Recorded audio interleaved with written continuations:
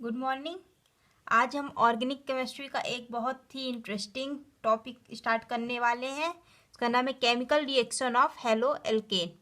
ये 12th chemistry के second part में है, हेलो एल्केन चैप्टर में। तो इसका एक टॉपिक है chemical reaction of halo alkane. Chemical reaction mainly 4 से 5 टाइप की होती है, 4 to 5 टाइप्स होती हैं। उसमें से एक मेन होती है न्यूक्लियोफिलिक सब्स्टिट्यूशन रिएक्शन, जो कि हेलो एल्केन देते हैं। तो हम पढ़ेंगे कि हेलो एल्केन जो होते हैं वो न्यूक्लियोफिलिक सब्स्टिट्यूशन रिएक्शन क्यों देते हैं। इसको अभी मैं जो आपको डिस्क्राइब करूंगी पूरा, तो आपको पता चलेगा कि halo alkane nucleophilic substitution reaction क्यों देते हैं। उसके लिए पहले हमको बेसिक समझना जरूरी है। तो केमिकल रिएक्शन क्या होती है? केमिकल रिएक्शन होती है किसी भी सबस्ट्रेट का कंपाउंड प्रोडक्ट में चेंज होना, रिएक्टेंट का प्रोडक्ट में चेंज होना। उसमें साउंड रिलीज होती है, सब तो आपने बेसिक पढ़ा होगा 7th 8th में कि केमिकल रिएक्शन में साउंड रिलीज होती है। जो कंपाउंड बनता है वो अलग बनता है प्रोडक्ट से, उसमें एनर्जी रिलीज होती है या कि एब्जॉर्ब होती है, कि मतलब वो रिएक्शन एंडोथर्मिक होती है कि एक्सोथर्मिक होती है। तो केमिकल रिएक्शंस की कुछ इम्पॉर्टेंट वो होते हैं, साइंस होते हैं, जो आपने 6th 7th में पढ़े हैं। बहुत ही बेसिक चीज़ें हैं। अब हम पढ़ेंगे न्यूक्लियोफिलिक सब्स्टिट्यूशन रिएक्शन। तो पहले हम जानेंगे कि हम इसके मीनिंग पे जाएंगे कि न्यूक्लियोफिलिक सब्स्टिट्यूशन रिएक्शन है, मतलब ये रिएक्शन क्या कह रही है, इसमें क्या होगा। तो अगर हम इसकी मीनिंग ही समझे तो न्यूक्लियोफिलिक, आपने फिलिक वर्ड बहुत सुना होगा, आपने 11th क्लास में मिसल चैप्टर में सॉल्ट फॉर्मेशन में सुना होगा हाइड्रोफिलिक, हाइड्रोफोबिक। तो जो फिलिक वर्ड मेनली होता है वो होता है अट्रैक्शन और अफेक्शन। हाइड्रोफिलिक मतलब वाटर के लिए, अफेक्शन या कि अट्रैक्शन। अब न्यूक्लियोफिलिक है यहाँ पे, तो न्यूक्लियोफिलिक, न्यूक्लियो मीन्स होता है न्यूक्लियस जिसमें कि पॉजिटिव चार्ज होता है, और फिलिक मीन्स होता है अट्रैक्शन और अफेक्शन, मतलब न्यूक्लियस के लिए अट्रैक्शन। अगर न्यूक्लियस के पास पॉजिटिव चार्ज होता है तो उसके लिए अट्रैक्शन कैसे कहोगे? जिसके पास निगेटिव चार्ज होगा, जिस भी स्पीसीज के पास निगेटिव चार्ज होगा उसका अट्रैक्शन पॉजिटिव चार्ज साइड होगा। आपने पढ़ा होगा कि opposite charges attract each other and same charges repel each other, ये आपने बेसिक पढ़ा होगा। तो न्यूक्लियस के पास पॉजिटिव चार्ज होता है तो और उसके अट्रैक्शन होता है पॉजिटिव चार्ज के लिए, तो इसको कहते हैं न्यूक्लियोफिलिक। अब हम पढ़ेंगे सब्स्टिट्यूशन। सब्स्टिट्यूशन का मीनिंग क्या होता है? तो सब्स्टिट्यूशन, इसका तो निकलता वर्ब निकलता सब्स्टिट्यूट करना। सब्स्टिट्यूट करना मतलब रिप्लेस करना।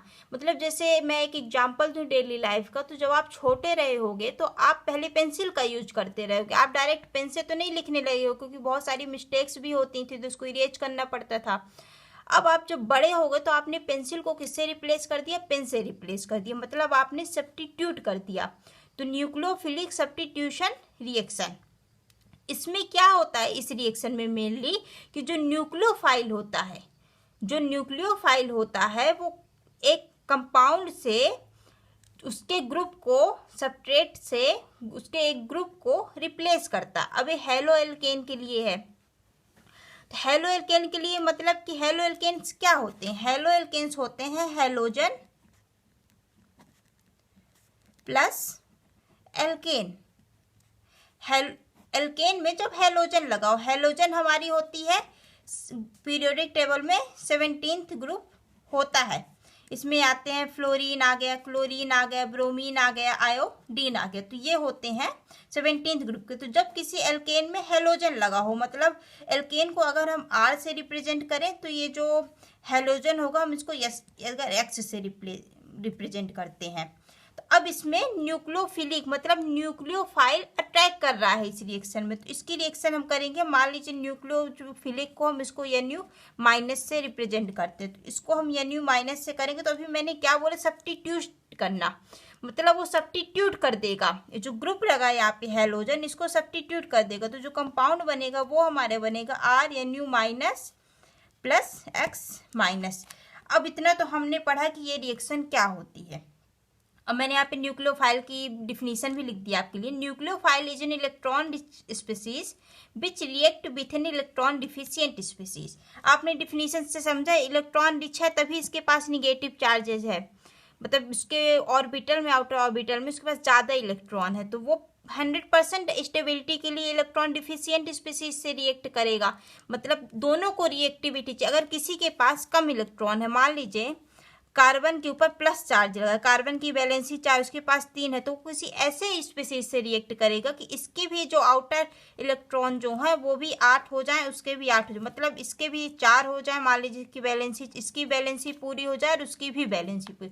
हर स्पीसीज कोई भी चीज़ होगी दुनिया में, चाहे आप हो चाहे हम हो, या कि कोई भी रिएक्शंस होगी, हर कोई स्टेबिलिटी गेन करना चाहता है आज के उसमें। तो इसमें भी यही होता है। Nucleophile is an electron species which react with electron deficient species. Nucleophile electron rich species होता है जो कि इलेक्ट्रॉन डिफिशिएंट स्पीसीज से रिएक्ट करता है। अब सब्स्टिट्यूशन, मैंने यहाँ पे टू रिप्लेस एनीथिंग, मैंने इसको आपको समझा चुका है। तो इसकी डिफिनीशन देख रहे हैं। A substitution reaction is that in which one group replace another group in structure of molecule.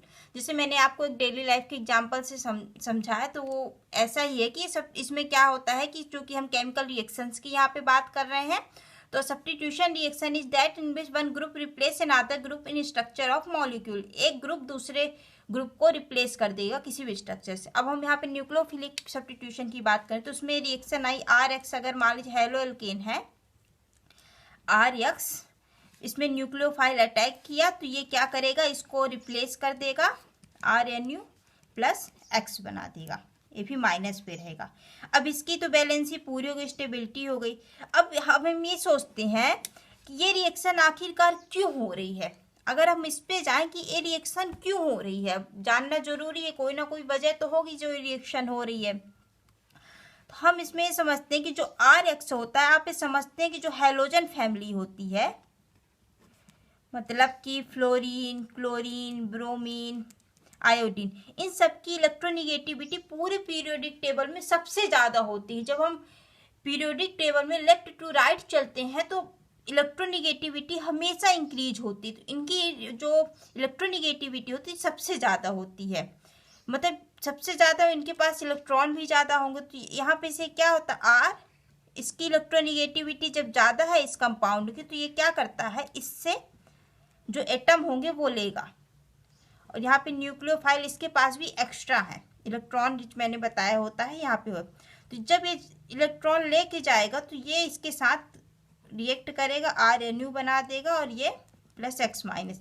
ये रिएक्शन बेसिकली इसलिए होती है क्योंकि जो हमारा हैलोजन होता है वो हाईली इलेक्ट्रोनिगेटिव होता है, तो उसको हाई इलेक्ट्रोनिगेटिव